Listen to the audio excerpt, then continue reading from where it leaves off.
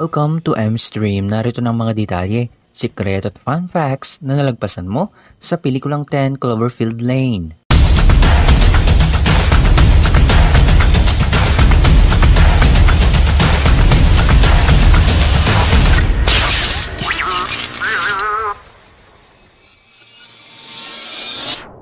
Before we begin, you can comment down below to join in my custom shoutout. Nagsimulang pelikulang ito kay Maria Elizabeth na umulis at nilisa ng kanyang magiging asawa. Huminto siya sa isang gasolinahan at makikita natin ang detalyeng ito, ang slash show. Kung malinaw ang iyong mata, ang slash show ay minsan na nating nakita sa pelikulang Cloverfield.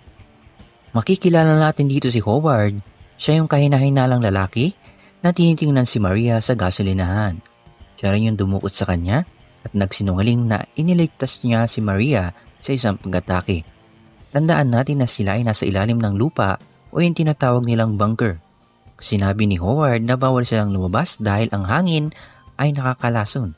Hindi naniwala si Maria at pumilit tumakas. Pag-akit niya, nakita niya sa pinto ang infected na babae sa labas na tila nabaliw na.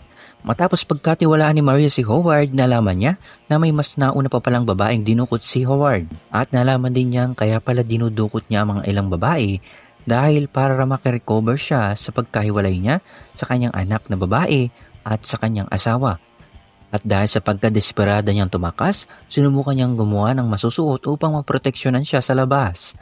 Paglabas niya, akala niya malalason siya ng hangin pero wala naman pala itong lason. Ang problema, may spaceship na nagpapatrol at ito ay pumunta kung saan naroon si Maria. Ito yung banta na gustong sabihin ni Howard.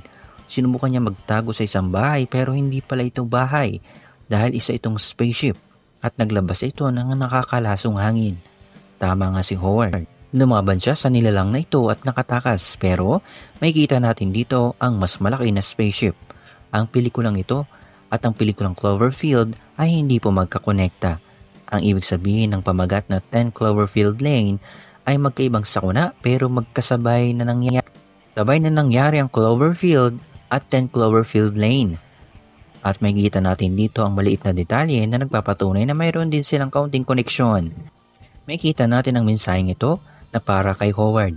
Ito ay nangangahulugang si Howard ay dating trabahador sa Bolts Futura, ang kumpanya na may kita natin sa pelikulang Cloverfield at sila rin ang gumawa ng satellite na bumagsak sa dagat dahilan upang magising ang natutulog na Clover. Posible rin na si Howard ang siyang nagpangalan sa proyektong Cloverfield. At yan ang ilan lamang sa mga napansin ko sa pelikulang ito. May palabas o pelikulang gusto ka bang suriin? Just comment down below, leave a like, subscribe my channel, smash that bell. See you on the next one.